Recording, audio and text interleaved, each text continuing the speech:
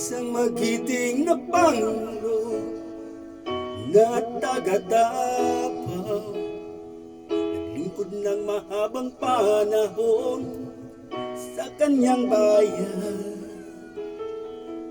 Minahal ng mga tao ang kanyang pamumuno, itinuring siyang ama ng bawat pamilya. Lahat ng pangako niya noong eleksyon ay kanyang ginagawa sa sulok ng bansa. May ilang mga galit sa'yo, politikong magnanakaw, mga kumpanyang di nagbabayad ng tamang buwis.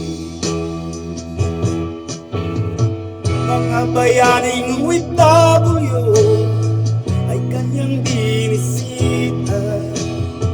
Lahat sila ay masaya at ang iba ay napaluha pa. Mula noong 1986, bayan ay naghirap. Maraming taong nagdurusa sa pagulong ginawa.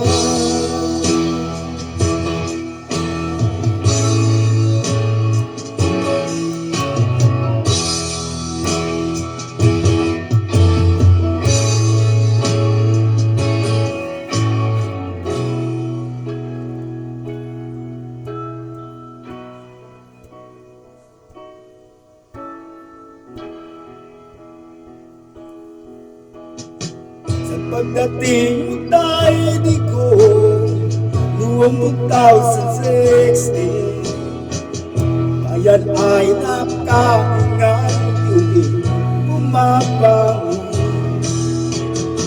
Lumipas ang ilang taon, mamamayan umangang sa matapang mong salita laban sa mga masasama.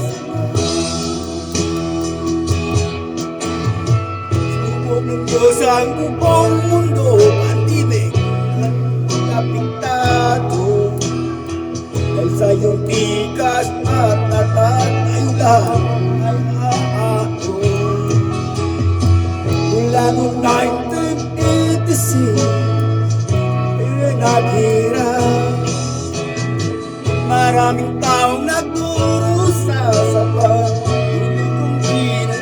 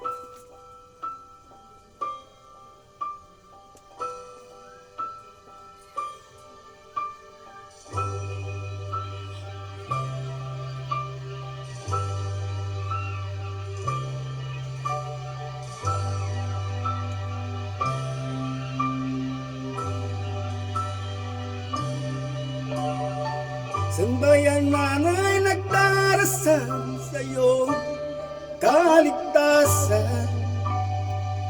Kalusugan mo'y alagaan, bayan wag mong iwan.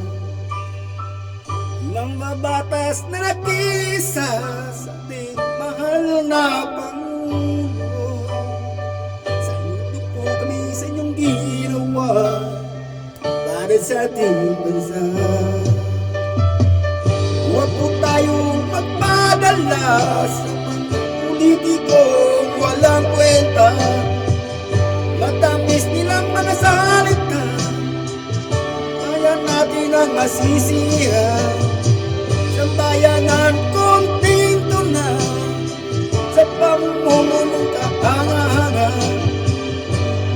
wika ng Diyos Ama sa Pilipinas.